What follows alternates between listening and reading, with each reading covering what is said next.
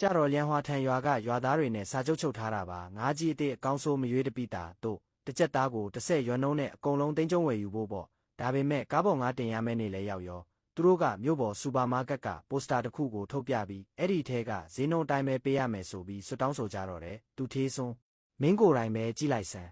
ငါတို့ရဲ့ဒီငါးတွေကိုမြို့ပေါ်မှာဂေဟစနစ်တဘာဝငါးလို့ခေါ်တယ်ကွာတစ်ချက်သားကို90အထိရောင်းနေတာမင်းက10ရွက်နဲ့အကုန်သိန်းသွားပြီးပြန်ရောင်းရင်ဘလောက်တောင်အမျက်ထွက်မလဲ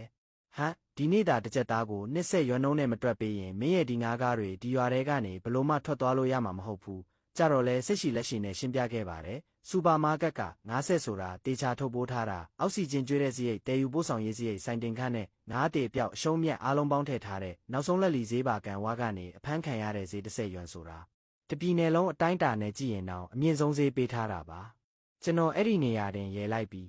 ဖုံးထုတ်ကကုမ္ပဏီကိုလမ်းပြောလိုက်တဲ့အေးခန်းငါးကအစီး60လုံးကိုဘေးနားကချစ်ရွှေဝမ်းရွာစီပြောင်းမောင်းခိုင်းလိုက်တယ်မင်းတို့ကဒီငါးတွေကိုရွှေလိုတန်ဖိုးရှိတယ်ထင်နေမှတော့အဲ့ဒီငါးကန်ထဲမှာပဲပုတ်တိုးကုန်ကြပေတော့ဗျာ